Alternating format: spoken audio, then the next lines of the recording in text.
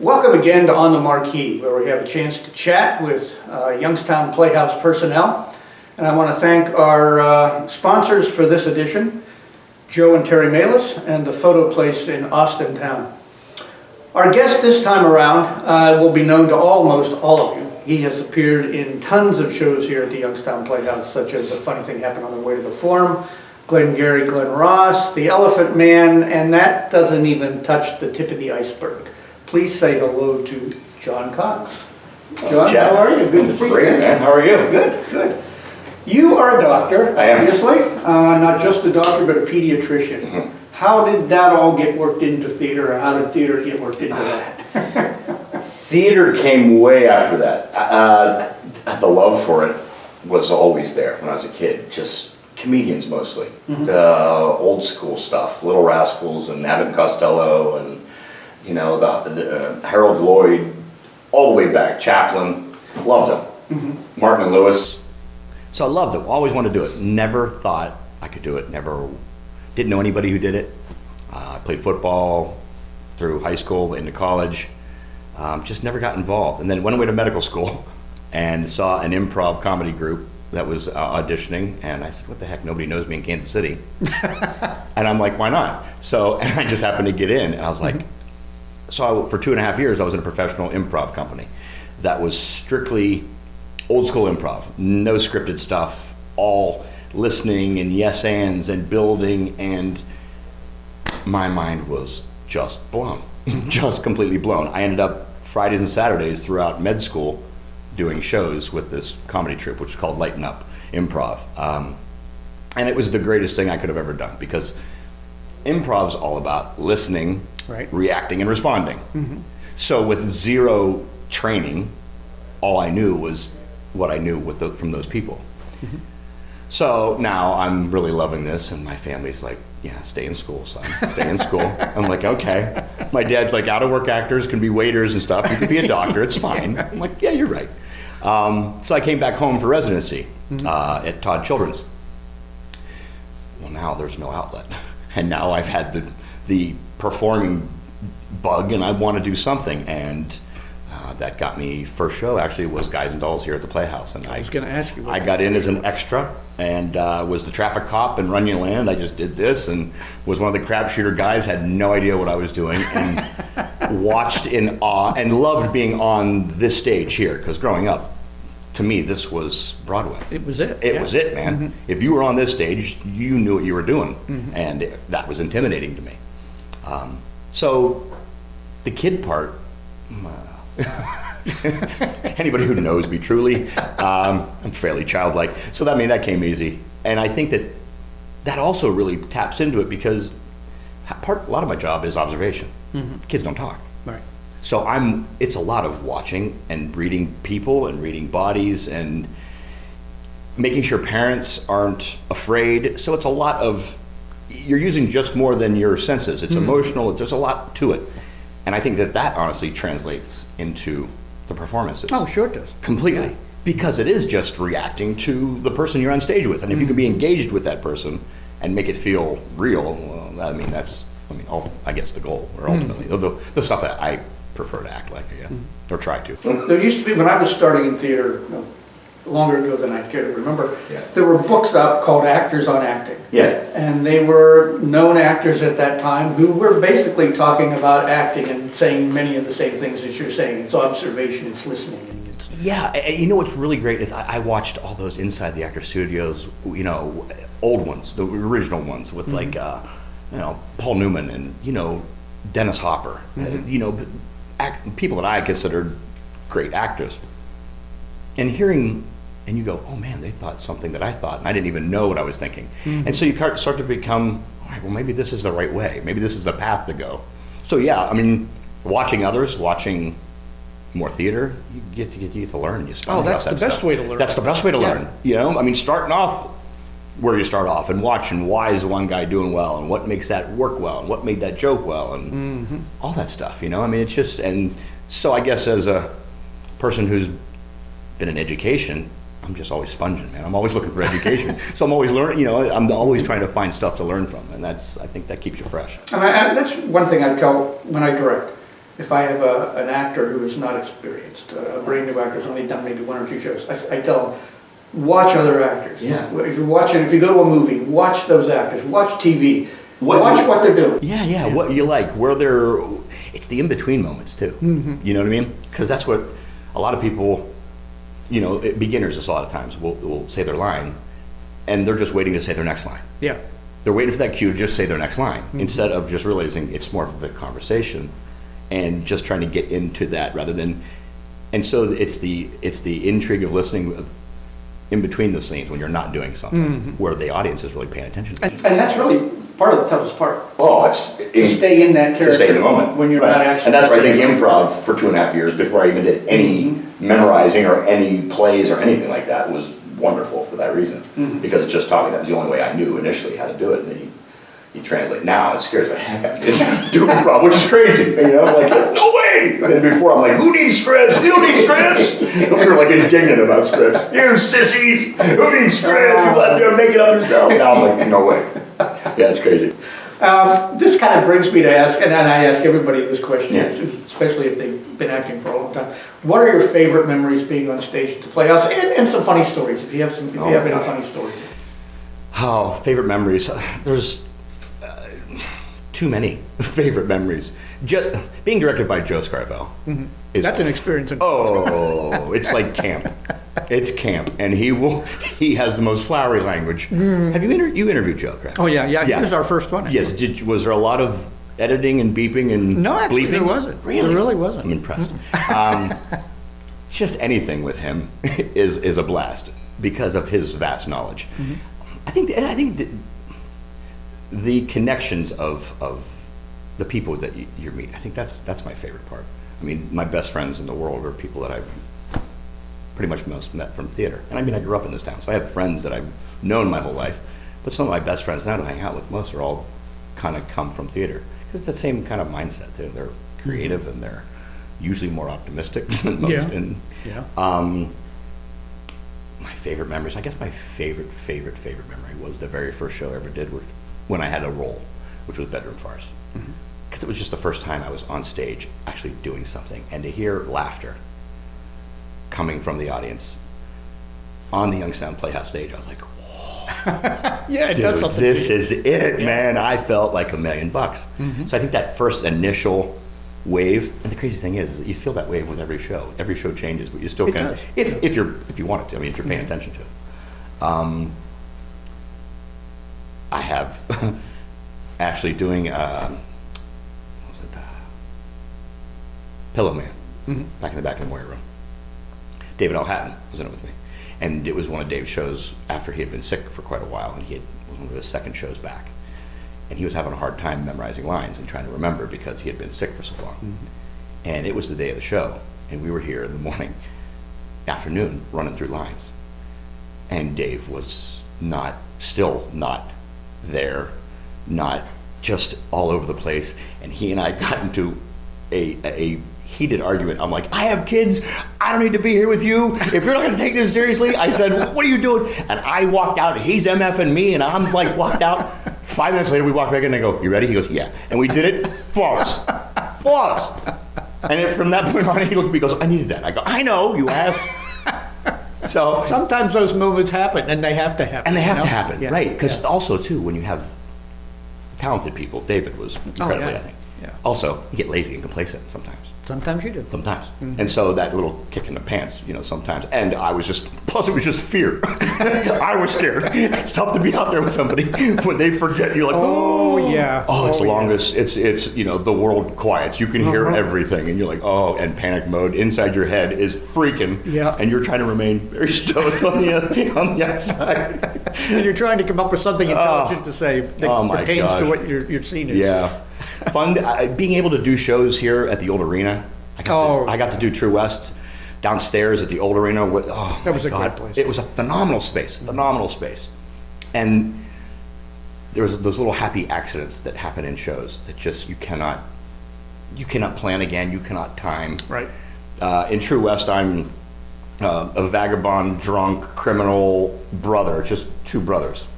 Nikki Cordova and I play the two brothers, and he's a screenwriter, and our mother's gone, and he's in our mother's house, trying to write a movie script, and I just come in and just wreck his life.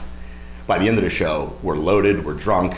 I smashed 15 typewriters with a golf club throughout their show, because it was in the show, just smashing the typewriter because I was getting writer's block, because now the guy Lee is trying to write a script. So I come off a chair and I smash this typewriter, and the spool of ribbon flies in the air, unwinding right over my head and lands in a plant.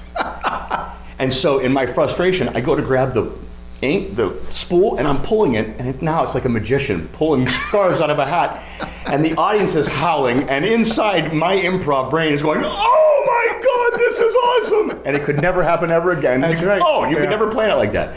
But for that show, it was phenomenal. That's phenomenal. the magic of life. The absolutely magic Stuff of it. happens that will never happen again. And that's why that's a tangible thing, and you can't recreate that thing. So when it's gone, but those moments, those are my favorite.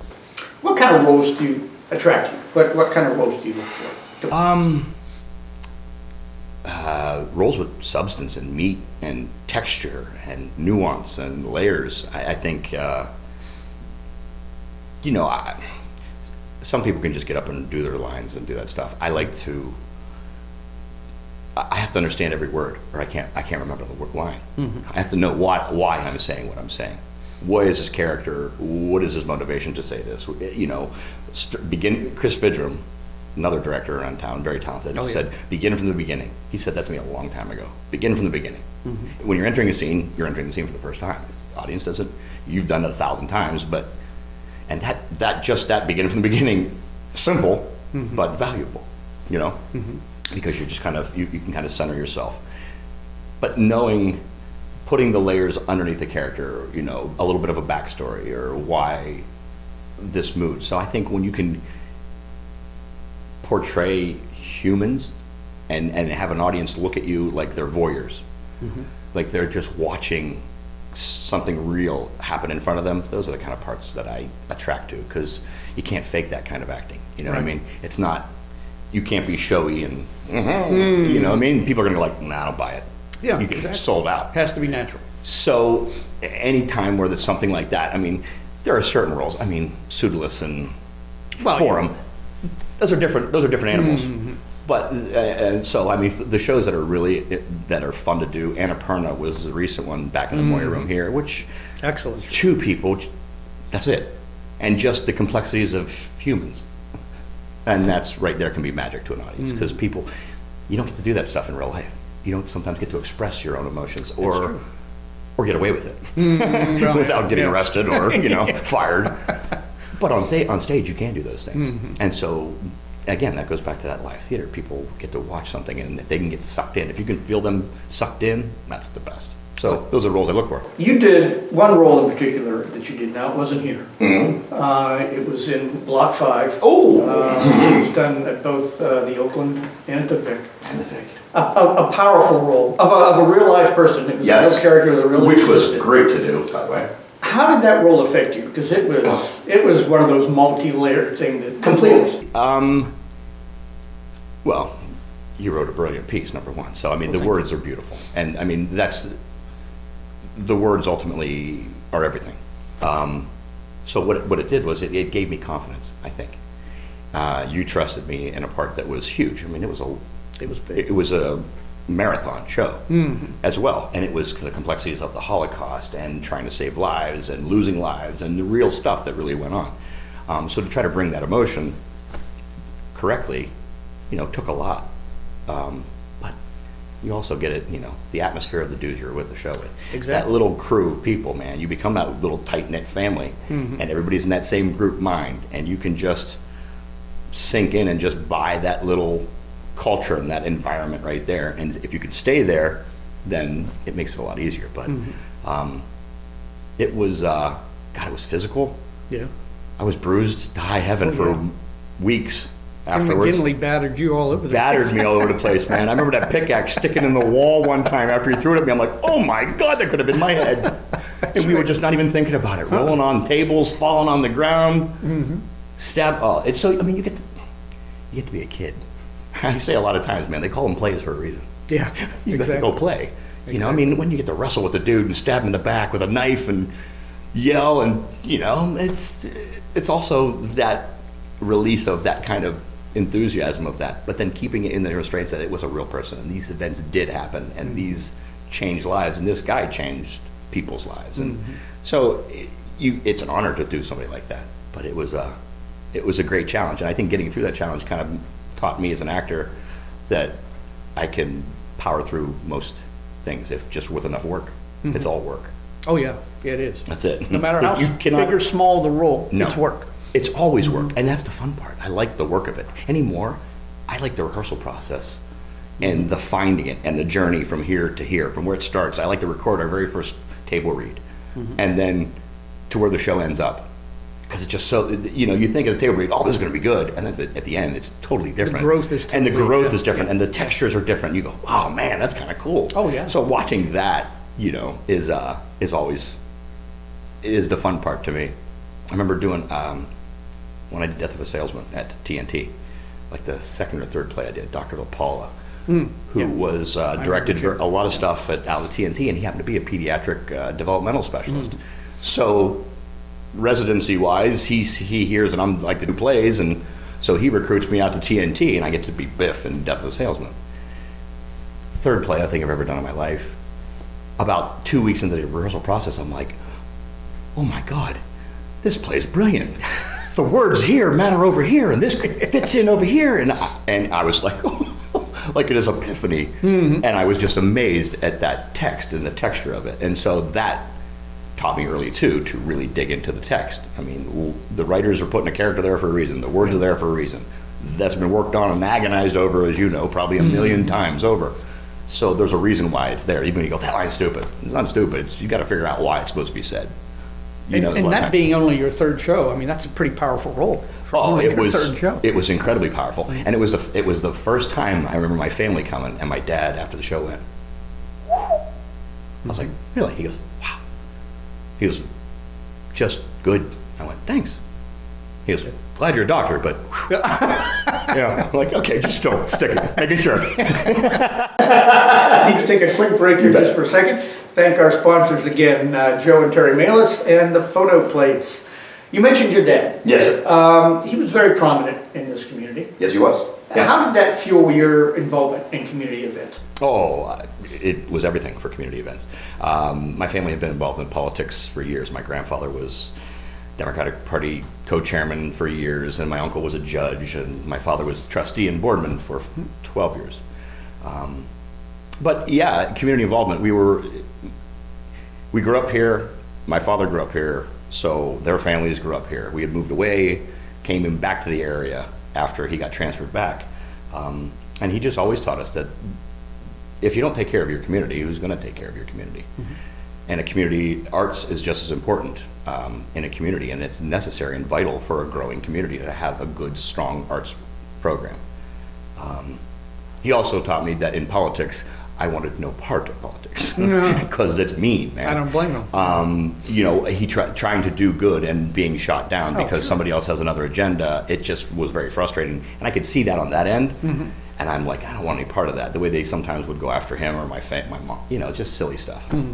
So I thought, once I got involved with theater and gotten more involved, I started to care so much more about this place. And when this place started to falter and we almost lost the Playhouse because of the flood and the freezing, and it looked dire, and people were ready to quit on it. And I wasn't part of the board yet at all. They were having meetings, and people were just showing up to the meetings, and I was a little vocal, and that Scarvel influence rubbed off on me a little bit. So. And also my father with a little bit of, some flowery language, but it's just more the passion behind it, going, you can't quit on this thing. This is not something to quit on. This has been around for too long, and too many people came before this place that built this place up. You can't, you can't do it. And so through that, I said, I'm doing some shows. And they're like, and it kind of was just like, okay, whatever. And we thought it was going to be the farewell to the Playhouse. Yeah, we wanted to send it out on a high note. So we planned to do 2 shows in a month. It was July. And in January, we had been frozen. Right. The place got cleaned up at least enough to where we could maybe put on a show. And Skeleton Crew, Johnny Picano and Candy, and same crew that pretty much I'm still friends with. But we ended up doing Barefoot in the Park and Blues in the Night that I directed, and try to do a little bit of a different for the community. A musical, bluesy, jazzy, and then just some old school nice comedy. And lo and behold, we didn't close. Now we had a season for the next year, and then it just started to kind of slowly trickle, and now the pendulum is maybe starting to swing a little bit more so. So I got asked to be on the board at that point after I was kind of vocal and angry. And from there, I thought, you know what, I'd rather, if I'm going to be involved, this is what I love anyway. So if I'm going to be involved outside of work, which is very busy, especially in the wintertime with a million sick children. That's for sure. And my own children and my family, and trying to balance all that. If I'm going to put effort somewhere, I might as well be someplace I love. And this was it. Well, you're president of the board right now. I am, 3 now years this now. won't be seen for a while, but it's 2019, so you're president in 2019. Third year. Yes. What does that position mean to you, and how do you think that position can influence the Playhouse, and you can help build a firm basis that they can keep growing on? Well, it's an honor to be the president of the board, and I don't think of it. I think of it myself the way I think of it, me being a boss in my office as the doctor. There's a very much of a hierarchy, and I don't really subscribe to that. In my office, I think we're all taking care of kids. We just have a different job description. So I kind of everybody does what they need to do their best way, and my job's to be the quarterback of the team, which that's the sports influence that I grew up with, and that's what I played for a long time. So that's how silly, but that's my first thought is, well, be on the team first. So as board president, I think I just get to kind of quarterback the team and just make sure that we're heading in the right direction. The first year was hiring Jimmy as Jimmy McClellan, James, as our operations manager. And it was for me to get organized. It was just to find out what we didn't know, what stuff we're missing that come up regularly. There was no records kept very well up to that point of, when grants were due, when this was going on. So we had to kind of just regroup and reorganize. Second year was to get some infrastructure stuff done. And that's when we got some grants. I needed to have more grant. That's where we have to find money. Money for the arts is gone. So grants become a bigger deal. And grants outside the box, not just for the arts, but where can we get? So I talked to some people at YNDC, and we ended up getting Jack Doherty then on our board, who happens to be phenomenal with the grant writing process. And they have an interest in keeping this corridor of Glenwood Avenue thriving. So the grant writing stuff stepped up, which now got our security lights fixed and our outside lights and cleanups and, just various things that now get involved in the community. Now with all this stuff too comes more publicity of, look at what the Playhouse is doing, the Playhouse is going here, and we're getting some shows that are starting to sell out. And the quality, number one, the quality of the shows need to be there. Oh yeah. So as a performer, and somebody who didn't grow up in theater, was outside of it, I don't know how to run a theater. But you kind of figure out what works best and what works best for Youngstown. This year, the focus was youth theater, was to get that back going and strong. I wanted it to be a didactic core curriculum almost, where fall time it's these classes and they're scheduled like this every year and kids know it. And springtime it's this schedule and they still have ours play. But that way it's a rotating schedule. Now with city schools not having arts programs anymore, the city schools have dropped them. Where do those kids go for an outlet, and why not the Playhouse? It's called the Youngstown Community Playhouse, and I always focus on that community part. Exactly. Youngstown given, the Playhouse given, but the community part. So finding the community volunteers, finding community sponsors. Back in the day when all the mills were running, and all local banks were going, banks, right, locally owned. No problem with money. Yeah, now they're all national chains and they're all national stuff. So trying to find people from Youngstown to help out. So I started to focus on businesses that have been in Youngstown for 30 and 40 years and 20, 30 years. And instead of just going, hey, can you help us? It's like, do you want to name our box office?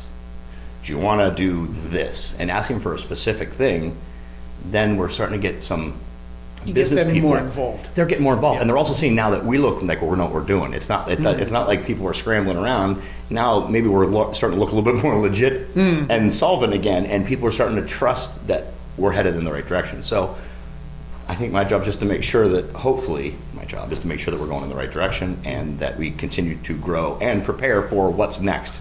Right.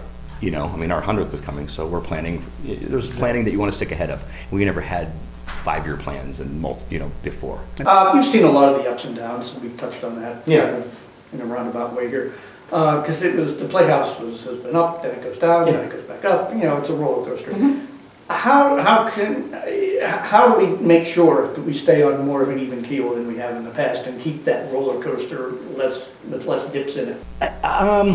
God, if I had the answer, Jack, I mean, most community theaters and theaters in general throughout the country, just over the last 20, 30 years, dropped off the face of the map, just because there's so much access to instant gratification, with Netflix and everything right on your phone and on-demand stuff and multiple channels and YouTube and everything. So people have access to something right away whenever they want to.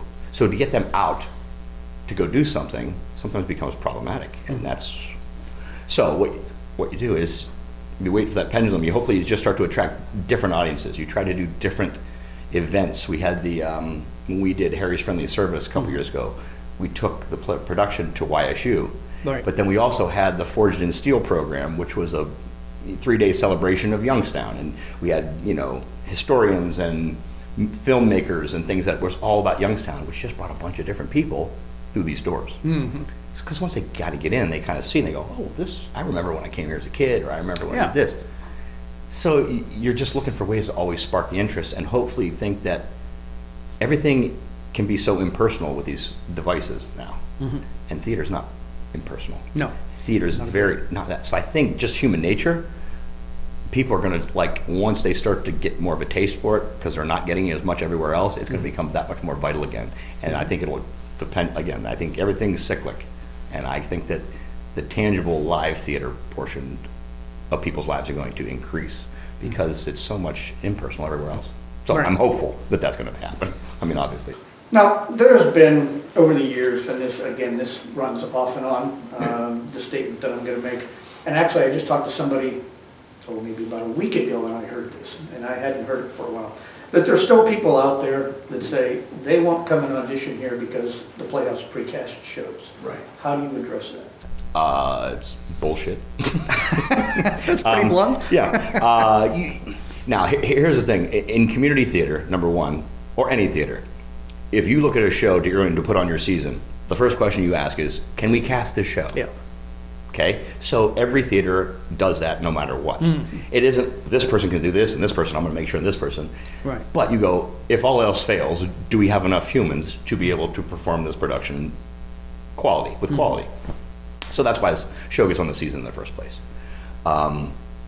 So, I mean, whenever there has been a show that there had a cast, like we knew Johnny Picano was going to be John Merrick, the Elephant Man. So we just said, that role's cast.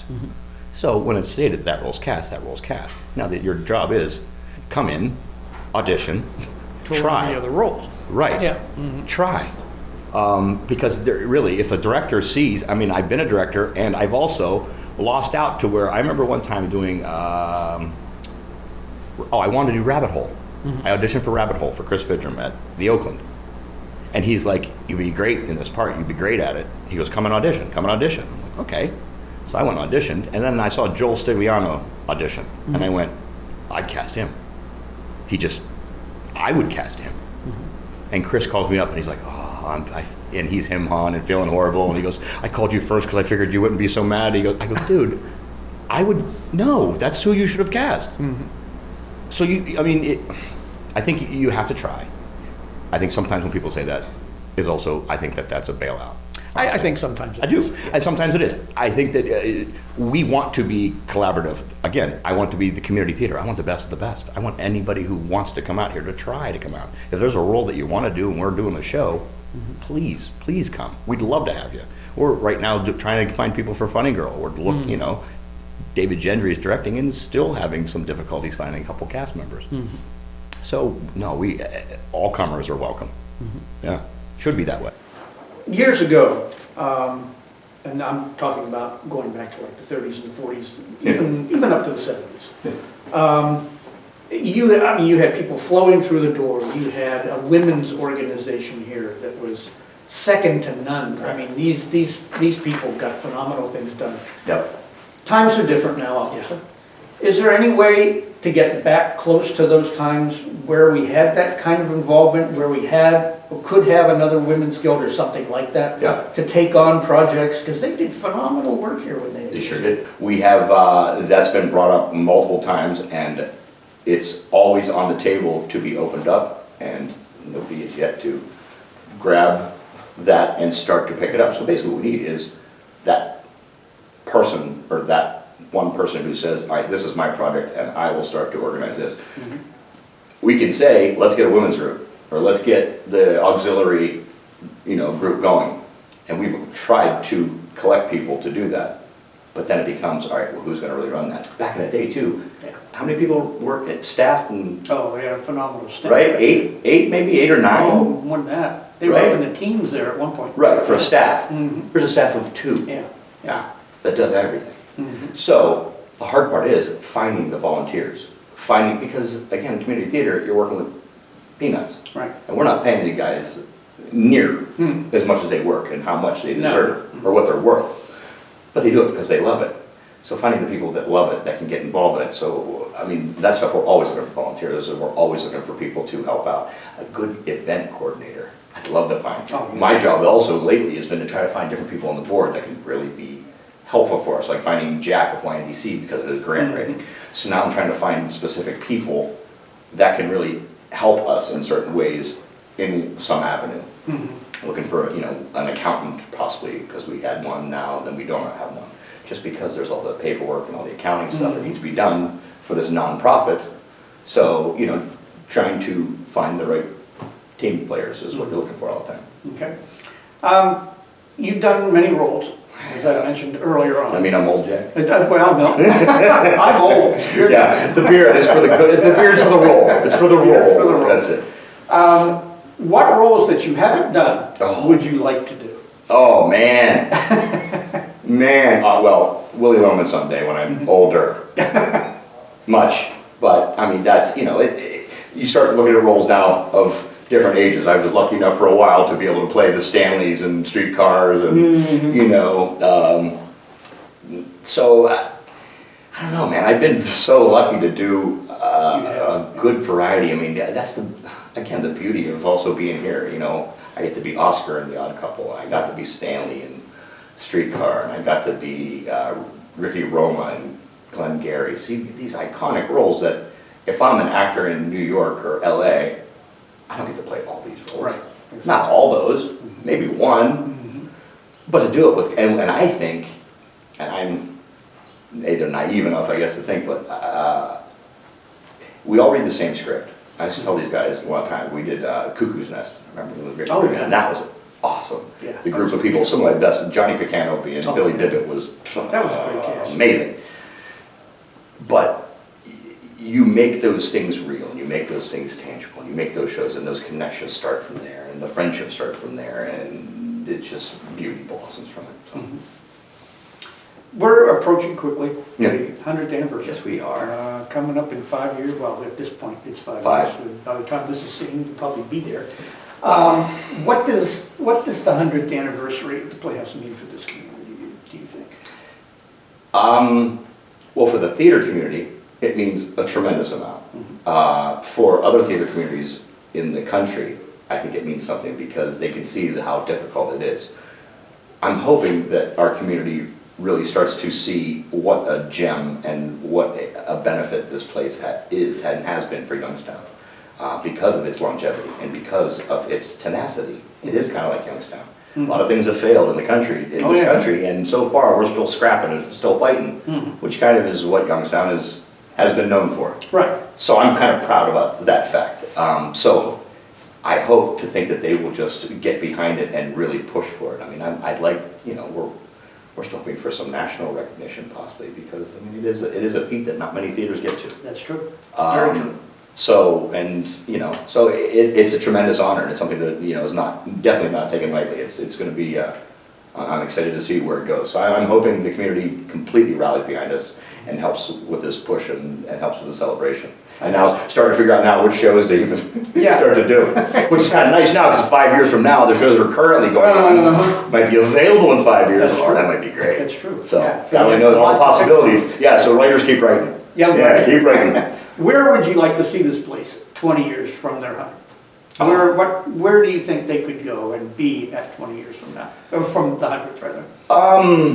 Still educating, still being a hub of arts education and a place for people to go, a safe harbor that is still providing quality entertainment at a high level with people that you live next door to.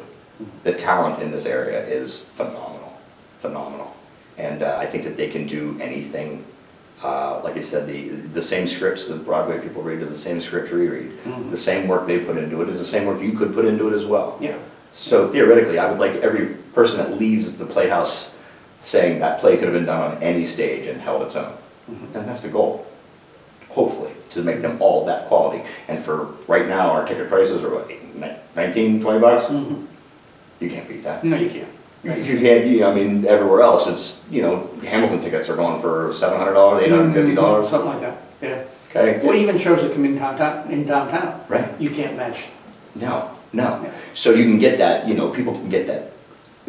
And you have to start, as a theater, you have to start with the quality. Mm-hmm. You cannot be hokey. You cannot look unprofessional. Even though it is amateur, you want to be able to look as professional as possible. Mm-hmm. And that's hopefully where the Playhouse, the quality and that standard is set. Well, the whole professional is an attitude. It's not an ability, it's an attitude. I had the very great pleasure just recently of doing Guys and Dolls at Powers with the symphony. And it was the first time I got to really act with real professional actors. The 4 leads, the 3 other ones were all Broadway caliber people, 2 girls from Youngstown, Natalia and Lisi. And then Alan Snyder, who played Sky Masterson, who was the 25th anniversary tour Phantom, the national tour. And I'm on stage with these people. And I was like, holy smokes. And afterwards, they're coming up going, you don't do this professionally? No. And then I was like, a compliment. It was, but it made me feel really good about what I had always said to my friends, going, we could do the stuff that they do. Mm-hmm. And it was just naive, but I'm like, holy smokes, maybe we really can. So it really, again, just like, you know, doing Block 5 and getting a little bit of confidence boost, it was that little trigger of, well, all right, you did it with, it's like you play golf with better golfers and you can get better at golf. Yeah. Yeah. So it was a great pleasure to do that and to see the talent in our community step right in and meld right in with these professionals and it be seamless. And that's inspiring. It is. Yeah. It is. Well, John, I want to thank you for coming in. Absolutely. It's a great pleasure talking to you. Always, Jack. Same here. Thank you for joining us for On the Marquee, and we will see you the next time. Take care.